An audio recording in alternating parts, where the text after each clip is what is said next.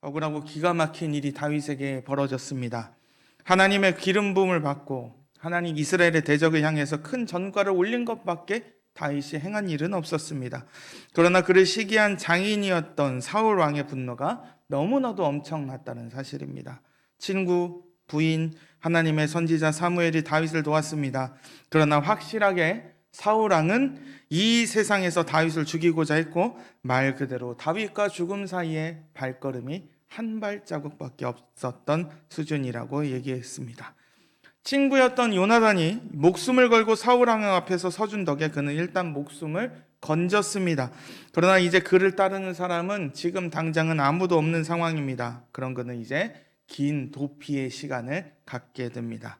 하나님의 마음에 합한 사람으로 왕으로서 다윗은 세워졌습니다. 그러나 그 왕의 자리에 서기까지 이제 많은 어려움과 고생의 길이 다윗에게 열려 있습니다.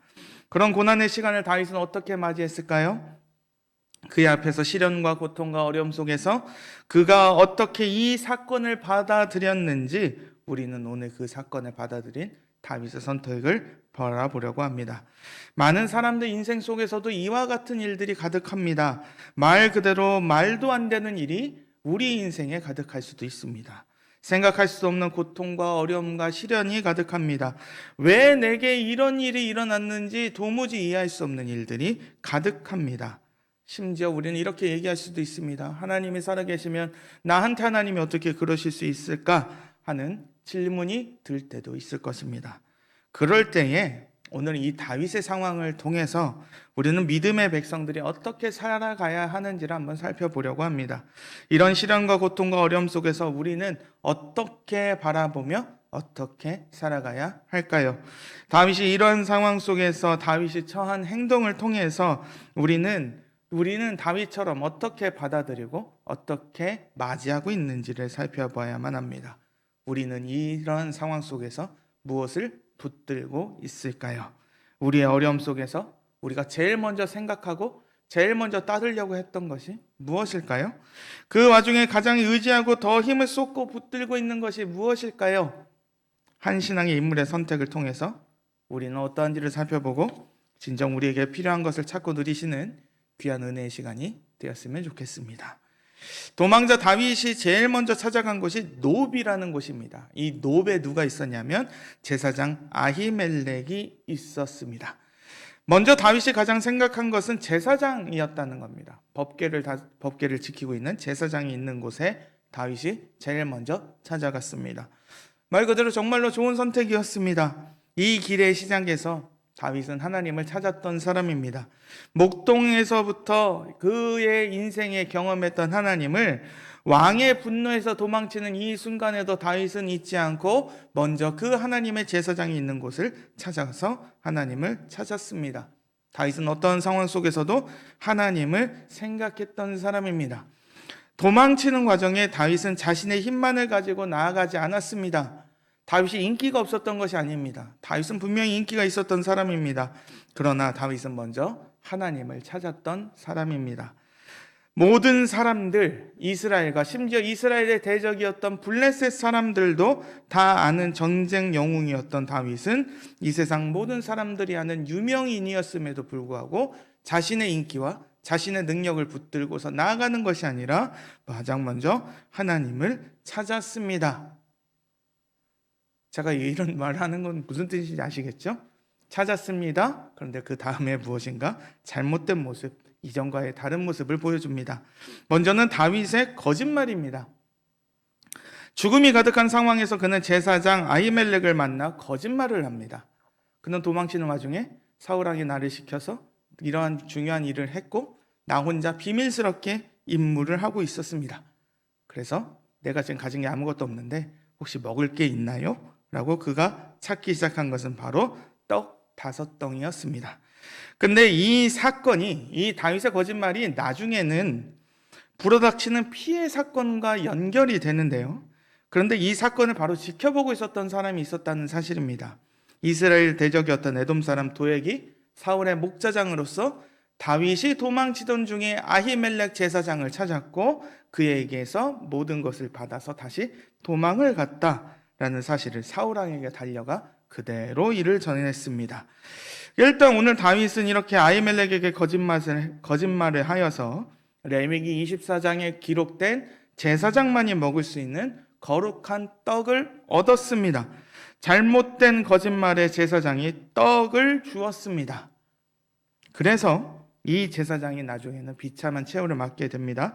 그러나 다윗이 이렇게 잘못으로 이 일이 끝나는 것이 아니라 이 일이 다시 신약의 시대에 다시 다시 언급되는데 마태복음 12장 1절에서 7절인데요. 1절과 7절만 읽겠습니다. 그때 예수께서 안식일에 밀밭 사이로 가실새 제자들이 시장하며 이삭을 잘라 먹으니 7절입니다. 나는 자비를 원하고 제사를 원하지 아니하노라 하신 뜻을 너희가 알았더라면 무지한 죄를 정죄하지 아니하였으리라. 마태복음에서 일어났던 이 사건은 무엇이냐면 안식일에 예수님과 예수님의 제자들이 밀밭 사이를 지나가는데 너무나도 배고픈 나머지 제자들이 밀밭에 여물었던 그 이삭을 손으로 비벼 먹었는데 이것을 가지고서 바리새인들이 그의 제자들을 비난하는 장면에서 예수님께서 답변하신 장면이 바로 오늘의 이 사건, 다윗이 아히멜렉 제사장에게 떡을 달라 하여 떡을 먹었던 사건으로 예수님이 답변하셨다는 사실입니다. 바로 오늘의 이 사건, 다윗이 오늘 제사장을 찾아 제사장만이 먹을 수밖에 없었던 그 떡을 먹은 이 사건을 가지고서 예수님은 답을 주셨습니다. 주님은 그 안에서 진정한 하나님의 은혜를 선포하셨습니다. 원래는 둘 다 죄인이어서 둘 다 죽을 수밖에 없지만 그러나 다윗을 통해서 하나님은 뭐라고 말씀하시냐면 나는 자비를 원하고 제사를 원하지 아니하노라.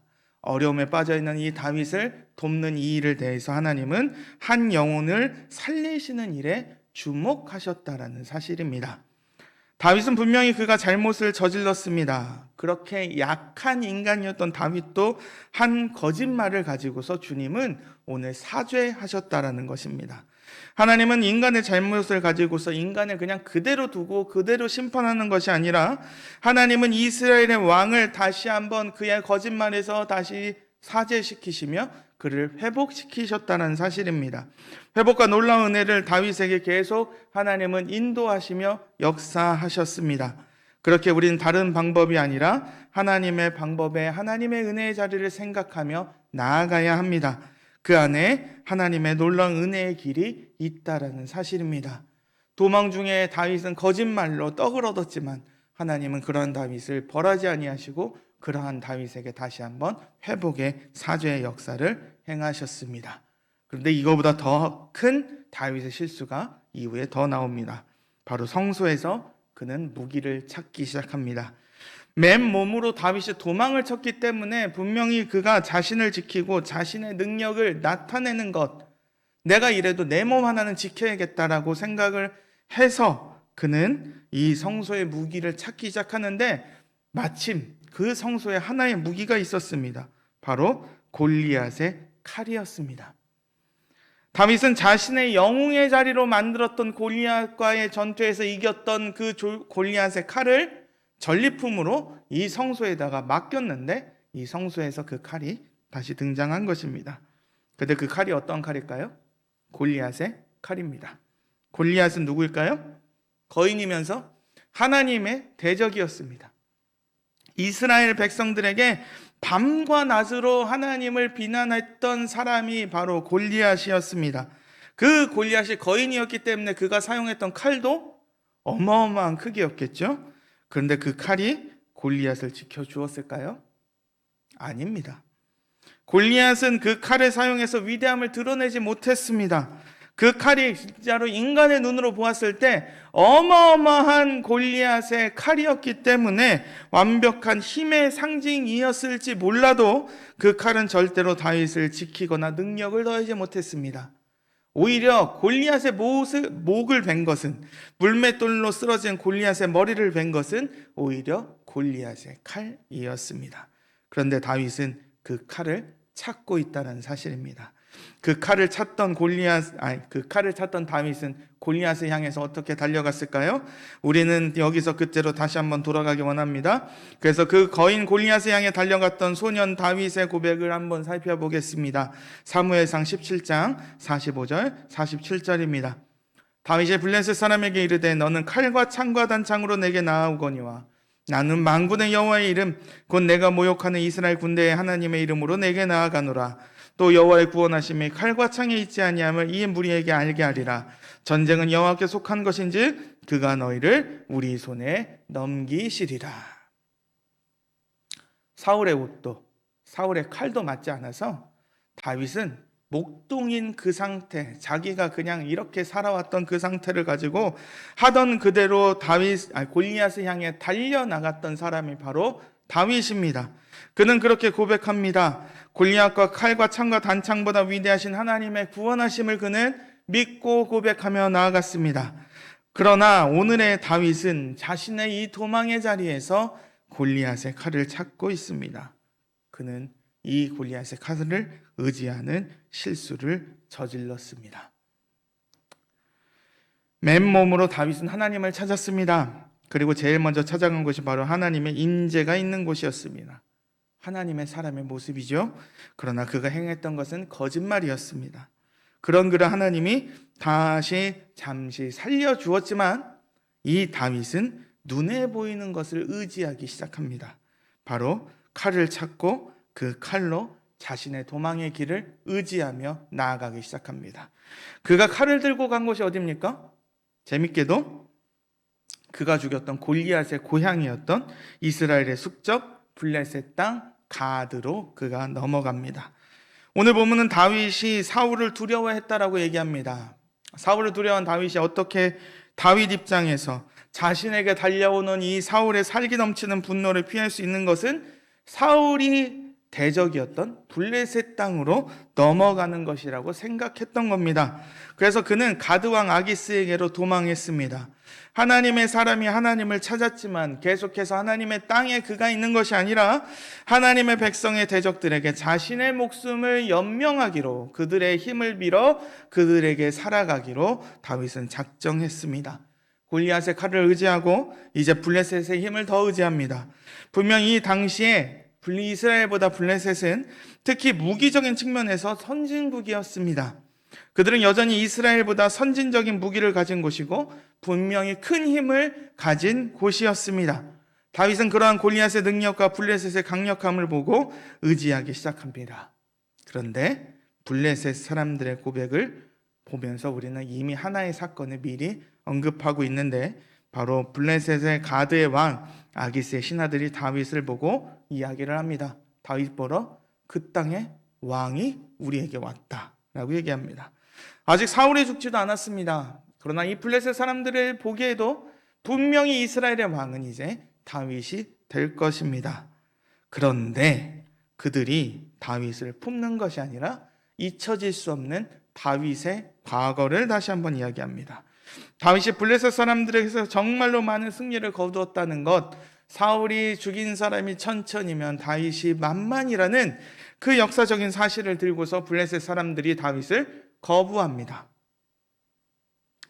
다윗은 이제 이 사건이 자신의 뜻하는 대로, 아니 자신의 뜻과 정반대로 이 사건이 이루어진다는 것을 깨닫기 시작합니다. 블레셋이 골리앗의 칼을 들고 자기를 찾아오면, 블레셋에게로 가면 블레셋은 나를 맞이해 줄 것이다.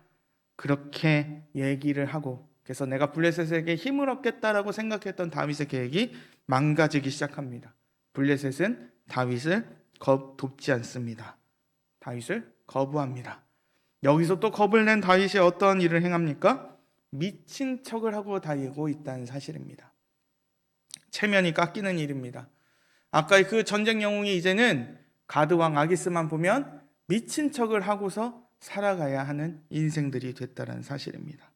블레셋 사람들 사이에 노래가 펼쳐질 만큼 위대한 승리를 거두었던 이 다윗이 오늘 행하는 일은 이제 이스라엘에게 블레셋이 진 적이 없었던 다윗에게 목숨을 건지기 위해서 미친 사람처럼 행동을 하고 있다는 사실입니다. 그렇게 의지했던 골리앗의 칼도 블레셋 사람도 다윗을 돕지 못하고 있습니다. 힘이 되지 못합니다. 사울이 죽이려고 한 위협 속에서 다윗은 끝내 자신의 잘못된 선택을 절절하게 경험하고 있습니다. 그는 미친 사람처럼 행동해야 목숨이 살 수 있습니다. 가드왕 아기스 앞에서 다윗은 미친 사람인 것처럼 그의 모습을 보여주자 아기스도 다윗을 미친 사람 취급하기 시작합니다. 그리고 다윗은 블레셋 땅에서 다시 벗어나게 되었습니다. 시편 34편은 이러한 다윗의 흔히 말하는 흑역사, 다윗의 실수에 대한 다윗의 진정한 고백을 담고 있습니다. 다윗이 이렇게 미친 채를 하고서 살아난 그런 상황 속에서 다윗은 절절한 하나님을 향한 고백을 하고 있습니다. 하나님의 자신의 백성들이 향한 진정한 도우심과 구원의 일을 행하고 있다라는 사실입니다. 34편 4절과 6절입니다. 내가 여호와께 간구하매 내게 응답하시고 내 모든 두려움에서 나를 건지셨도다. 이 곤고한 자가 부르짖음에 여호와께서 들으시고 그의 모든 환난에서 구원하셨도다. 다윗을 건져내시는 것은 무엇일까요? 다윗의 능력과 다윗을 둘러싼 국제적인 힘이 아니었습니다. 골리앗의 칼과 블레셋 왕은 다윗을 건져내지 못했습니다. 다윗에게 임한 두려움은 그의 눈에 보이지 않는 하나님이 아니라 이 세상의 방법에 의지해서 풀려고 했던 두려움이었습니다. 그의 거짓말과 그의 잘못된 선택은 그에게 허무한 것을 주었는데 그가 미친 채를 해야 했다라는 사실입니다. 그는 그렇게 체면이 깎이고 이전과 비교할 수 없는 수치심을 경험해야만 했다라는 사실입니다. 결국 하나님 백성들에게 의지해야 하고 붙들어야 하는 것은 무엇일까요? 오직 하나님밖에 없다는 사실입니다. 다른 눈에 보이는 그 모든 것이 우리의 능력이고 그것이 우리에게 모든 것을 해결할 수 있는 것처럼 보입니다. 세상 사람들은 모든 것을 자신의 힘과 능력으로 이 모든 일을 헤쳐나가려고 합니다. 자신의 것을 가지고서 이 세상을 살려 하는 사람들입니다. 그래서 더 큰 칼과 강한 세력에 자신을 맡기려고 합니다. 그러나 이 세상 속에 살아가는 하나님의 백성들은 진정한 구원을 주시고 답을 주시는 것이 이 세상의 것이 아니라는 사실을 우리는 붙들고 나아가야 합니다. 하나님의 구원을 받은 백성들은 바로 하나님의 방법대로 살아가는 사람들입니다. 모든 문제의 모든 해답은 오직 하나님에게만 있습니다. 그러므로 우리는 하나님과 내가 문제를 바라보고 같이 힘을 합쳐서 이 길을 나아가는 게 아니라 오직 살아계신 한 분 하나님만 의지하며 이 길을 나아가야 합니다. 우리 눈에 보이는 것은 잠깐의 피할 거처를 줄 수 있지만 영원한 피난처가 되지 못한다는 사실입니다. 돈, 명예, 권력, 인기들은 골리앗의 칼처럼 세상에서 정말로 위대해 보이는 것들입니다. 그것을 얻지 못해서 사람들은 미친 듯이 오늘 지금 하루도 노력하고 있습니다. 그러나 그것은 능력이 있어 보여도 모두 다 능력이 있는 것도 아닙니다. 골리앗의 칼도 블레셋 왕도 다윗을 구해주지 못한 것처럼 우리의 인생도 이러한 돈과 명예와 권력과 인기들이 책임져 주지 못한다는 사실입니다. 마치 다윗에게 젊은 사자와 같은 능력이 있다 할지라도 그의 구원을 주시는 것은 오직 살아계신 한 분 하나님밖에 없습니다. 그래서 다윗은 이러한 결론을 이렇게 내렸습니다. 시편 34편 8절에서 9절 우리 다 같이 한 목소리로 읽어보겠습니다. 시작. 너희는 여호와의 선하심을 맛보아 알지어다. 그에게 피하는 자는 복이 있도다. 너희 성도들아 여호와를 경외하라. 그를 경외하는 자에게는 부족함이 없도다. 아멘. 하나님의 백성들에게 고난과 위협과 어려움을 당합니다. 그것이 없다고는 전혀 말할 수 없습니다. 그러나 우리에게 여기까지 인도하신 하나님의 놀라운 역사와 하나님의 말씀과 그리고 여기까지 인도하신 하나님, 여기에 모여 계신 우리 성도님들의 인생을 통해서 우리는 절절하게 경험하고 있는 것은 바로 하나님의 우리의 진정한 도움이 되신다는 사실입니다. 그렇게 동일하게 말씀을 통해서 역사하심으로 하나님은 일하고 계십니다. 우리에게 승리하신 주님이 계시고 오늘 다윗은 그러한 하나님을 따르는 백성들에게 부족함이 없다라고 이야기합니다. 오늘 이렇게 여기까지 우리를 사랑하시고 인도하시는 하나님만큼 우리를 사랑하는 존재는 이 세상에 없습니다. 우리는 그것을 기억해야 합니다.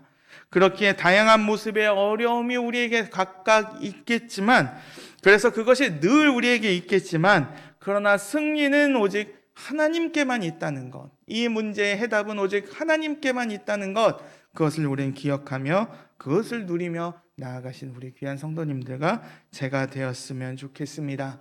그래서 오늘의 다윗의 그 처음 모습처럼 우리가 늘 하나님과 교제하며 하나님께 기도하며 찬양하며 하나님의 의지하는 주님의 은혜의 백성들이 모여있는 은혜의 자리를 우리는 늘 기억해야 하며 그 은혜의 자리에 모이기를 힘써야 합니다. 그리고 그 안에서 우리에게 놀라운 역사를 이루시는 하나님을 경험하시면서 그 귀한 은혜를 누리시는 우리 귀한 성도님들과 제가 되었으면 좋겠습니다. 그러므로 능력으로 역사하시는 하나님의 구원을 더 절절하게 경험했으면 좋겠습니다. 하나님의 눈은 의인을 향하시고 하나님의 귀는 그의 백성들의 부르짖음에 귀 기울이시며 하나님은 그의 백성들을 건지신다라고 말씀하셨습니다. 그리고 하나님은 그렇게 역사하셨습니다. 오늘의 우리의 역사와 하나님의 말씀이 분명히 그것을 기록하고 그대로 이루어지고 있습니다. 그것을 기억하시면서 기도하시면서 우리가 눈에 보이는 것이 아니라 눈에 보이지 않는 하나님을 더욱더 의지하며 찬양하시는 우리 귀한 성도님들과 제가 되었으면 좋겠습니다.